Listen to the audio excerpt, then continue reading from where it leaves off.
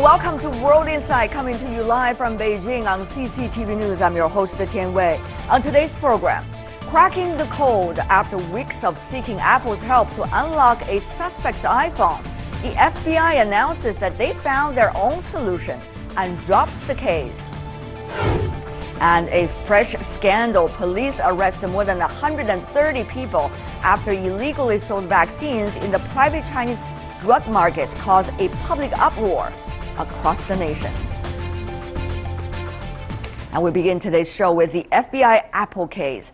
The U.S. Justice Department has withdrawn an order asking tech giant Apple to encrypt the data on an iPhone. The department said it has successfully accessed the data stored on the smartphone, which was used by a shooter in San Bernardino last year. However, the fight over law enforcement access to encrypted information is by no means over. Tech giants believe anything that helps authorities bypass the security features of technology products will undermine security for everyone. A dramatic turn. This week, the FBI dropped its case against Apple after the agency found a way to access the San Bernardino killer's iPhone 5C without the tech giant's help. In a statement on the Justice Department's website, U.S. Attorney Eileen Decker announced that the FBI broke into the iPhone with the help from a third party and withdrew the court case. In a response statement, Apple reiterated its objection to the FBI's backdoor request and said the case should never have been brought. In the past few weeks, the battle between the two titans has sparked public debate on national security versus individual privacy. On February 9, 2016, the FBI asked Apple to create a new system to get into the iPhone used by one of the shooters in the attack in California last December. Apple declined because of its security policy. The FBI responded by successfully requesting a federal judge to issue a court order requiring Apple to create and provide the requested software system. On February 16, 2016, Apple CEO Tim Cook released an online statement to Apple customers explaining the company's motives for opposing the court order. On February 19, in response to Apple's second round of opposition, the U.S. Department of Justice filed a new application urging a federal judge to force Apple to comply with the order. Apple, backed by a broad coalition of technology giants such as Google, Facebook and Microsoft, fiercely opposed to assisting the government in unlocking the device on grounds it would give the FBI access to all their users. One of the big concerns with the Apple case was that the government would set a legal precedent that any tech company could be forced to work for law enforcement, including by signing its keys. What that would do is undermine trust in our entire infrastructure of network devices. An established mechanism between governments and tech companies is much needed in things like fighting terrorism. In my view, the benefits to the government being able to enforce taxation, being able to stop crime, particularly things like terrorism with nuclear weapons or biological means, which means a very few number of people are given by innovation the ability to affect millions or billions. You know, I hope that we can have that debate so that the safeguards are built so people don't opt, and it'll be country by country, that, hey, it's better off that the government doesn't access any information. The showdown between Apple and the FBI ended with a case withdrawal, but the work on finding political, legal and technical solutions for battle between national security and individual privacy seems far from reaching an end. For more discussion on Apple's apparent struggles with the FBI, we are having a very strong panel joining us both from the U.S. and here in Beijing. We're having Mr. Jay Huang, who is a former managing director of Intel China. He's now a current venture capitalist in China. Welcome, sir. Also here in Beijing, we have Mr. Ahmed Baladi, who is a partner of Allen and Overy International Law Firm. Meanwhile, joining us from Washington, D.C., two panelists, Mr. Ernest McDuffie, who is the founder and CEO of the Global McDuffie Group. He earlier worked with the government on some of these important issues. Meanwhile, also joining us from Boston in the United States, we have Ms. Evan Greer, who is the director of Fight for the Future, a nonprofit organization. Welcome to our program, the four of you. First of all, let me go to the two American guests. Who are the winners and who are the losers with this, the temporary settlement, apparently, of this case? Evan. You know, I think that the FBI's credibility has really reached a new low here. Every credible security expert in the U.S. has been claiming since this case began that there were other methods that the FBI could use to get into this phone. They went on the record under oath and stated more than 19 times that they had exhausted every possible path to doing so, and now it's very clear that that wasn't the case. So the FBI was misleading the public in the pursuit of a precedent that would have made all of us less safe. Ernest, has the FBI totally lost the face, as Evan said? And meanwhile, what does this case really mean for us in the future similar cases? So I was always suspect of the FBI's claim that they had exhausted all the methods. It seemed to me obvious that there were other methods to break into the phone.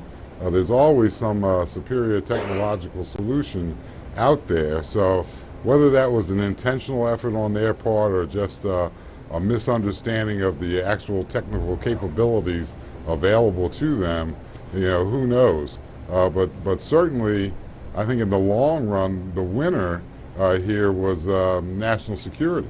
The idea that they were able to get into the phone and see what information was in there, in my view, trumps everything else.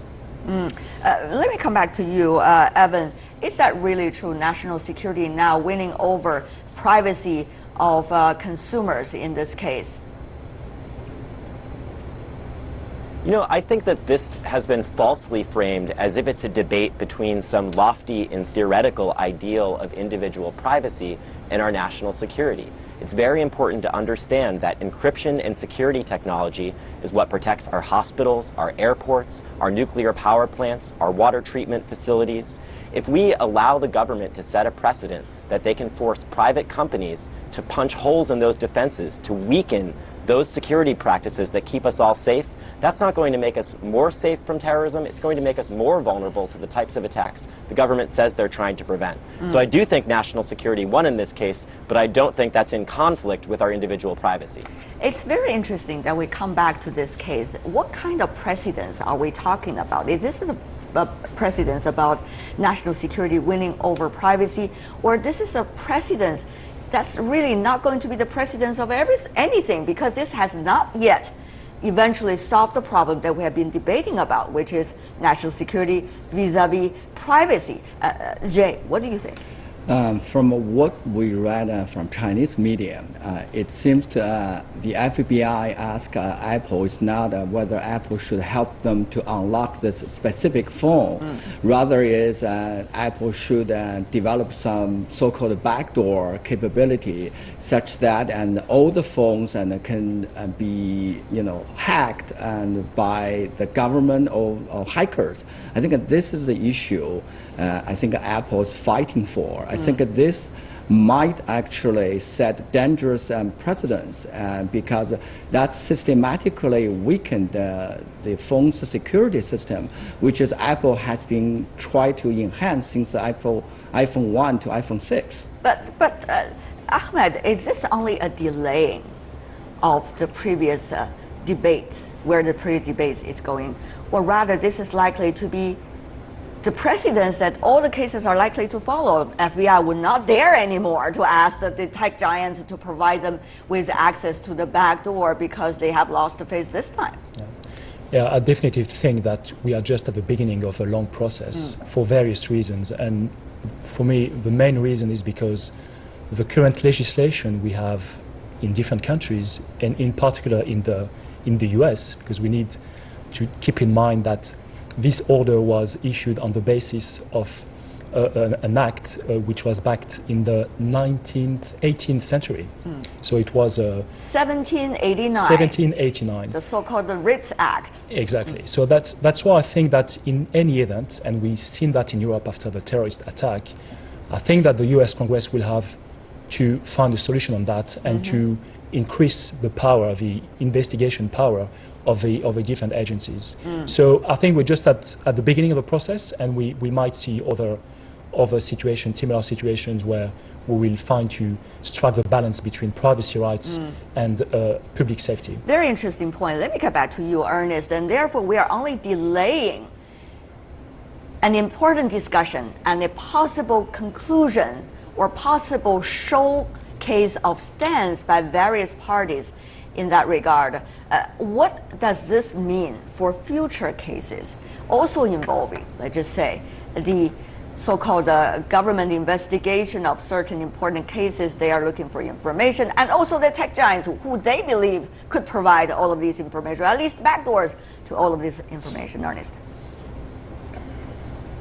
So the technical issue, no precedence has been set is actually correct, right? The law case was withdrawn, so no precedent has been set. I'm reminded of the discussion that we had on the show earlier about the EU Privacy Shield and the relationship with the United States and the need to have this kind of global discussion about privacy versus cybersecurity.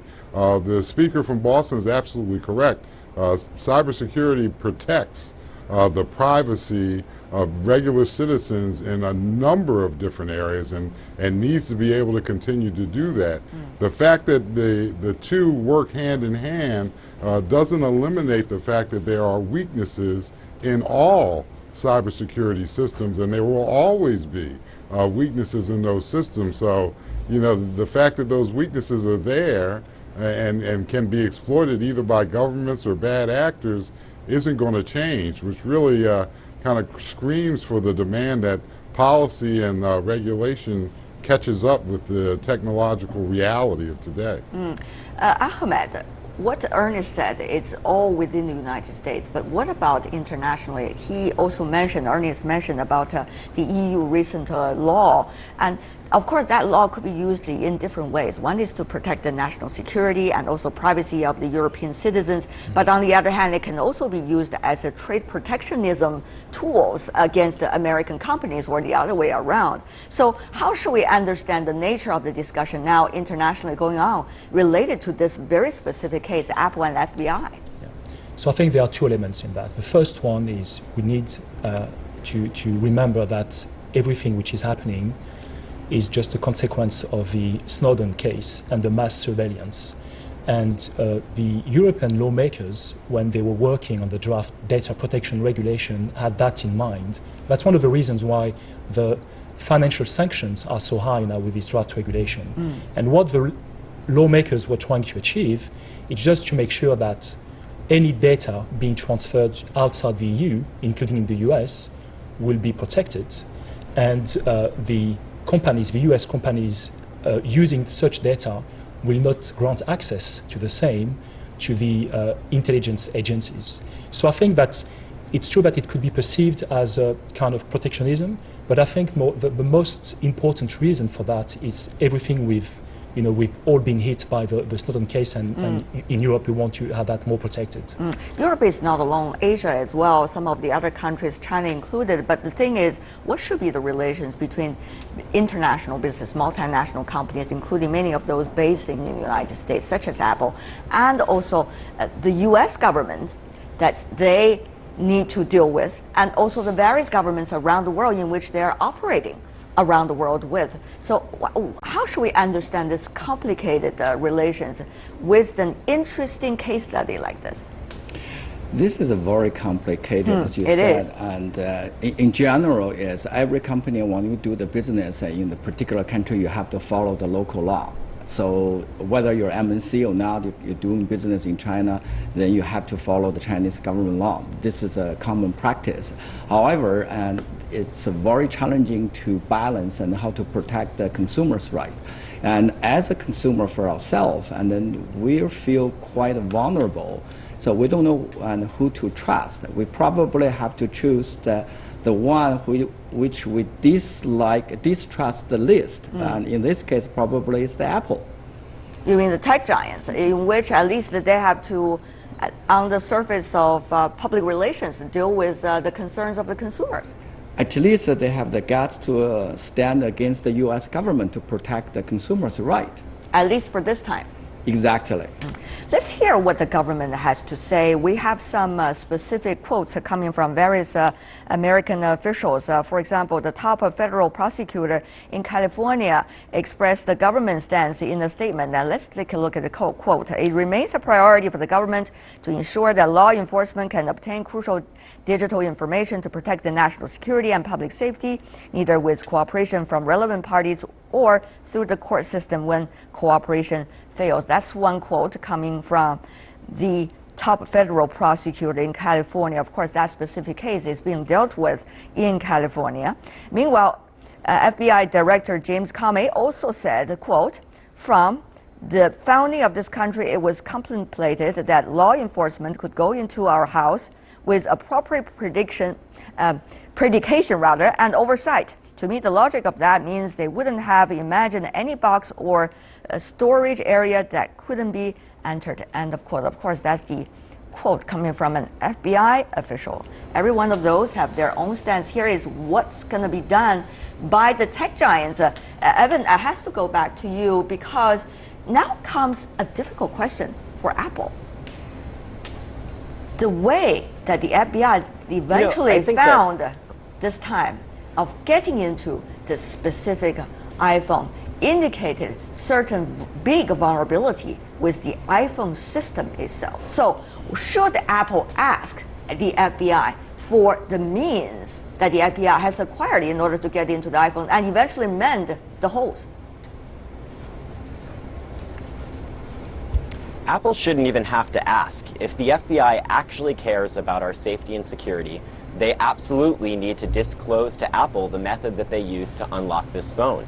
We've seen time and time again over the years that when governments either create or kind of hoard and keep secret security vulnerabilities, it comes back to bite us. And we're not always able to see in the immediate how that's going to occur. But just a few weeks ago, we saw a major security vulnerability that affected tens of thousands of websites, making it easy for hackers to steal your passwords or credit card information that was caused by the US government's policy of weakening exported encryption in the 1990s. So again, we don't always see in front of us what the potential dangers of hoarding these type of vulnerabilities are, but they can come back to bite us in the future. So if the FBI actually cares about our safety and security, they absolutely need to disclose to Apple how they got into the phone so that Apple can make sure that it can't happen to future phones.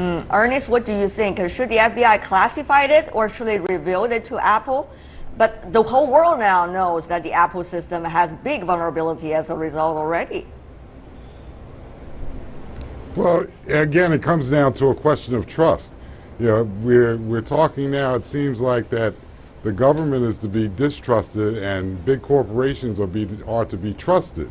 It seems to me that there's as much potential for maluse on the corporate side, which is only motivated by profit, as there is on the government side, which is motivated by, national security issues. So I don't know that I trust either one of them, to a greater extent than the other. Certainly, Apple's aware of the vulnerabilities that they have internally. If they had cooperated with the FBI to start with, at least they would have been in control of what had been developed, and it would be up to them to protect it. Now, the government's in control of it, and it's up to them to protect it. The more you share things, it's like with any secret, the more that secret's shared, the more the potential for it to be compromised exists. So, it's a complex issue, but I don't trust Apple any more than I trust the government. The government has a long history of doing things that aren't in the best interest of the people. And I think corporate America has the same long history of exploiting people for profit motives. Well, Ernest was saying the government has a long history of doing things for the best benefits of the people. We got two panelists here in Beijing waving their hands saying, no, not necessarily all the time for all governments. Let me have you, Ahmed, first, and then I'll have you, Jay, as well. No, it's true that to choose between high-tech companies protecting our privacy rights and the government, I would say that considering the circumstances, there's a tendency, I think, from the consumers at least to believe that high-tech companies do their best to protect privacy rights. Again, the main reason again is due to, to the Snowden case and the fact that different intelligence agencies have had requested and even got access to the data. Maybe one thing though, which I think is very important here to mention, is that all this debate, which is very complex and interesting, I think it just comes at a wrong timing because it's too emotional, and I think there's a risk for a company like Apple, which is standing to protect privacy rights in the long term, to be perceived wrongly by some citizens as not cooperating enough with enforcement agencies. So I think that from a legal standpoint, it makes sense in terms of protection of privacy, but in terms of communication and how people who are just scared now, they might have a different conception and prefer the public safety over the privacy rights. And it's a debate currently in Europe and in other countries. Right. Jay, I'm not sure whether we're here to provide advice for the Apple, the company itself, whether they're doing the right communication job or not. I know what you mean is that what does exactly mean for all the different kinds of players? What do you make of it? I just definitely don't trust the U.S. government because in the security world, and there is a fact, and then there is a public encryption standard, and there were a loophole in that standard. And the U.S. government actually knew that loophole exists, never tell anybody for years until the private sector found out, and then they patched that loophole. Given that precedent and also Snowden and the incident, I definitely will not trust the U.S. government. Okay, we have touched on every field, but the thing is, what can the consumers do? Individuals like us who are not tech experts, who have to deal with some of the products available in the market, and also monitoring of the government from all over the world. The previous guest says, and they don't trust them and the private sector, the big giants, because they're just for making money, which could be true. But they also have their brand name, their reputation on the line, which worth millions. I think just in case of to keep their brand name, I think they're going to have to do something really is good. So in our cases, as I said, we just have to pick up one which we distrust the least. In this case, it's probably Apple or any big MNC. Well, we'll see. Before we go, one sentence from every one of you. What should we watch from this case on? Evan, one sentence if you can. I think this isn't about trusting large companies or the government. What we really need is for there to be decentralized encryption services that people can use to keep themselves safe, where we don't have to rely on either of those major parties, whether they're depending on profit or their own self-governmental interest to keep us safe. We should be using open source tools that keep us safe. Ernest. Yeah, I like that solution. Open source definitely has a role to play. Well, I think the bigger issue is some international policy that really addresses the tension between privacy and security. Ahmed, one sentence. I think more cooperation and consistent regulations throughout the world in terms of privacy rights could be a solution. We hope that would happen. Jay, finally. Where and how to draw the line between national security and consumers' privacy. Very interesting. These are all very sophisticated issues waiting for further debates. Thank you so much for being with us, the four of you. For now, Jay Huang, Ahmed Baladi, Ernest McDuffie, and Eva Greer. Thank you so much. Really appreciate it. Stay with us here on World Insight. We got our final segment coming right up. Clamping down, police round up more than 130 people in China after illegally sold vaccines in the Chinese drug market caused a spark and fear across the country.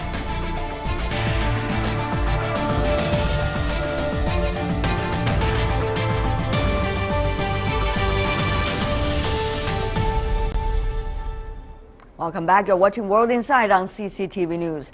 China's biggest ever vaccine scandal continues to develop as police detain more people in connection with the illegal sales estimated to be worth hundreds of millions of yuan. On Tuesday, the World Health Organization responded to recent reports of vaccines being purchased by a private family and resold to hospitals and clinics in China. The case has also drawn the attention of the Chinese Premier Li Keqiang, who said regulatory bodies needed to work more closely and that dereliction of duty would not be tolerated. A fresh round of scandals. The past 2 weeks have been a roller coaster for most parents in China. I felt very scared and worried about my child after I heard this news. Some reports say there have been some adverse effects after children had the vaccines.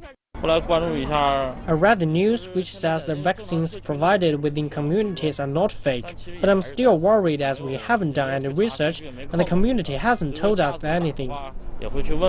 In the recent scandal, authorities revealed that a large quantity of improperly stored or expired vaccines have allegedly been sold across China since 2011. 29 companies and 16 vaccination agencies have been implicated in the illegal sale of vaccines in 24 cities and provinces. China's State Council has set up a cross-department team to investigate the case and a supervision team to oversee the investigation. A total of 69 criminal cases have been filed and 130 people have been apprehended. According to police investigators, the vaccines were not produced and sold by illegal factories.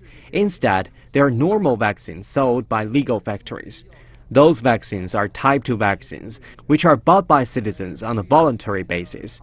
The police department has detained and sealed 20,000 vaccines. Speaking to the media in Beijing this week, the World Health Organization said it was confident in the quality of vaccines made in China and recommended that China include 5 additional vaccines in the government vaccine program, which is well regulated. Unfortunately, the distribution of vaccines for the private market do not hold to the same standards. Sadly, weaknesses in the system have been exploited by a dishonest few intent on making some quick cash. Effective monitoring of privately distributed vaccines in China is crucial. The nation now faces the challenge of restoring public trust and confidence in its vaccines and keeping its children healthy.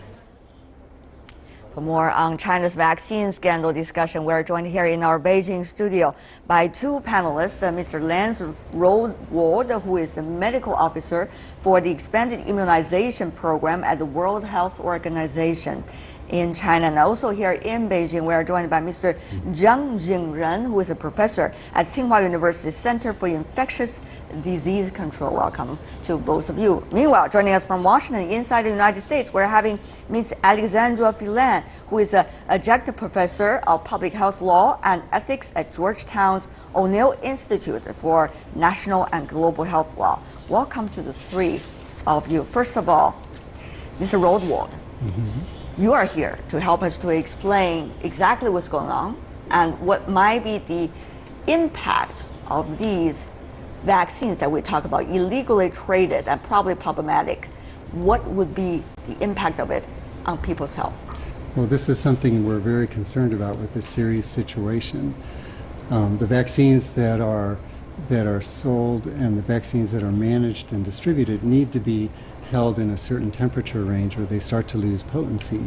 And so when this group started to purchase vaccines and sell vaccines, they didn't manage them well. They came out of temperature, and if that happens, the vaccines can lose potency, and therefore they may not be able to protect the children against the disease they're supposed to protect the children against. Now, we had been hearing a lot in the social media and in the mainstream media about potential toxic effects and dangerous vaccines, but that's not the problem at all. It's highly unlikely that these vaccines will be toxic or dangerous. The problem is that they lose potency and they just may not protect the children.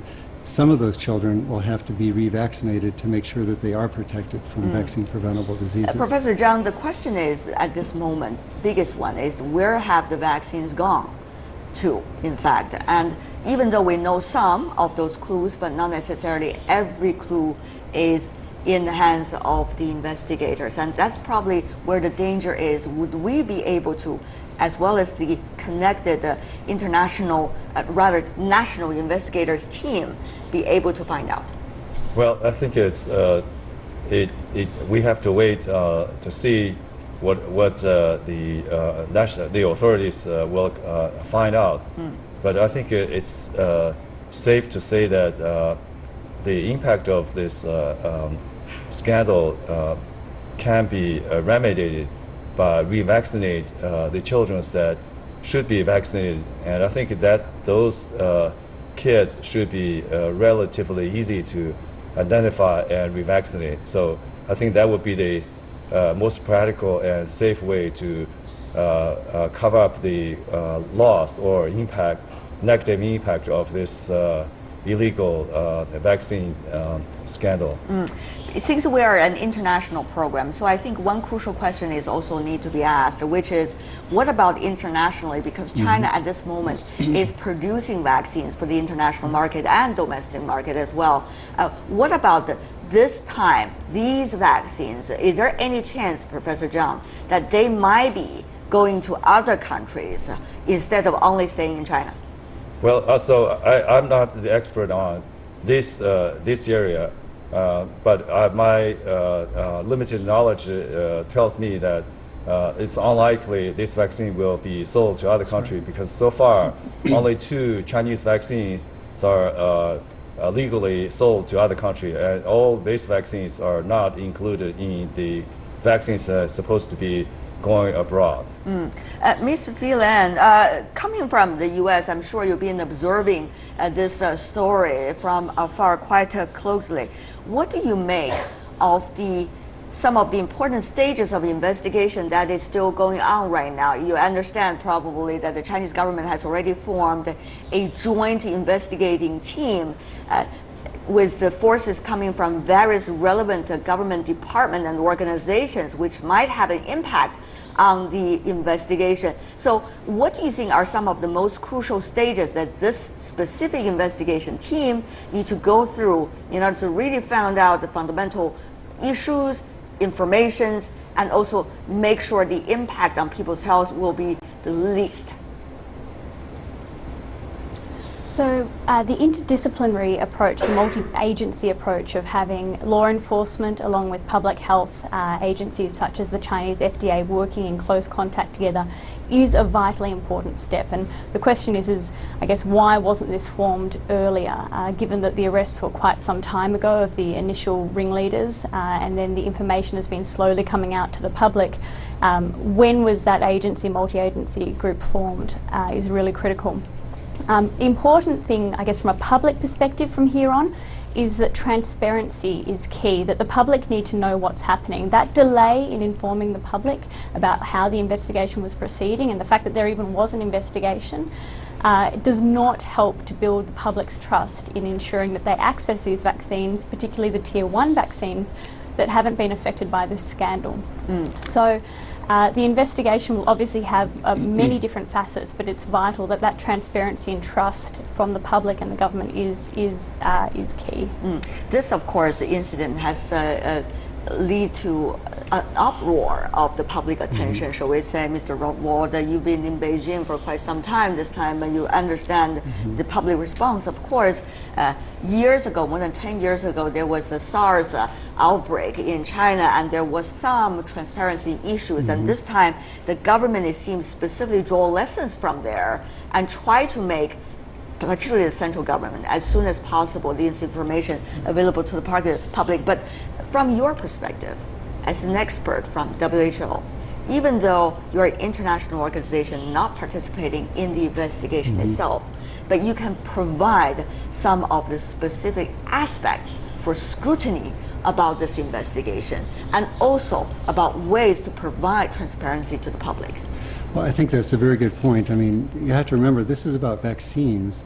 Vaccines are so important so that parents can keep their children healthy with the vaccines. And so right away there's even an emotional element to this, and so people care so much about it. And so it's very important that all aspects of this investigation are ones that can be seen and understood. But it's more than just finding out who did it, it's really finding out what was in the system that can be remedied so that it doesn't happen again, because people want to be able to have confidence in the vaccines. They have to have confidence that these vaccines are stored and managed and distributed well. And so I think a key aspect will be what remedies are identified. And so WHO is very interested in looking at remedies and helping to implement remedies. But at one point that we know for sure, it'll involve public sector vaccine distribution oversight. So trying to help shore that up and strengthen that up. But of course, Mr. Rodwald, you understand that China is going through a transitional period at this time. Before, everything was government controlled, state controlled, and also it's a central planned economy. But now things have varied, and with the reform of the medical sector, there seems to be different ways of that things might happen. So at this point, what do you think might be some of the possibilities of reasons with which the investigator team should look into? What do you think might be some of these loopholes as an observer, of course at the very beginning of the investigation, that people need to pay attention to?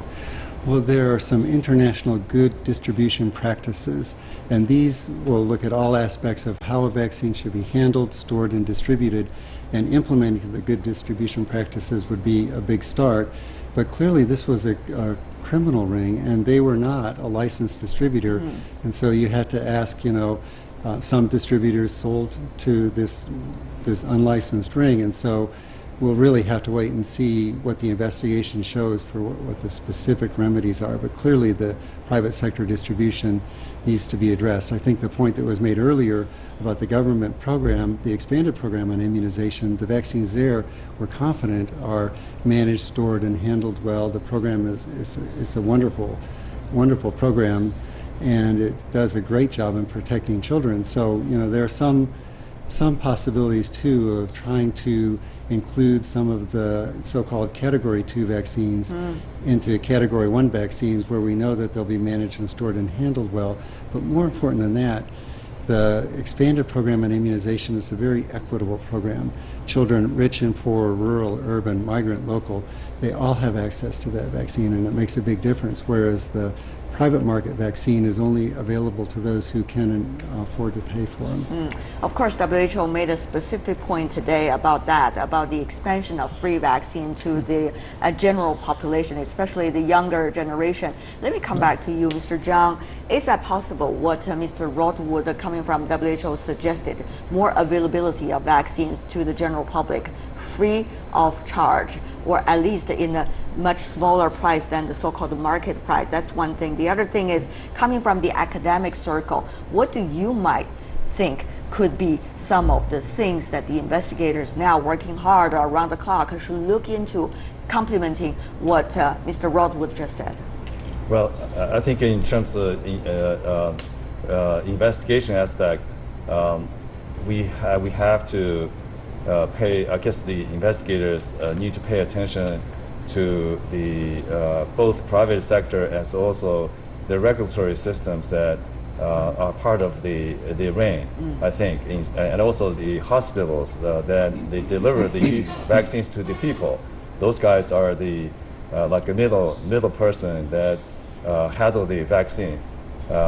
So anyway, I think the other issue is that how to expand the vaccine program. I think now Chinese economy is going up dramatically compared to many years ago, and I think affordability from the government is much higher than we had before. So I think it's feasible to at least take some of the important vaccines and put into the Category 1, so that without money interest, then this issue from those vaccines will disappear rapidly. Very interesting point over there, Mr. Phelan. We also see even some international philanthropic organizations have been working with China, discussing the possibility of having vaccines from China being available to the international users even. So what do you make of this incident and its potential impact on some of the important discussions we're having now?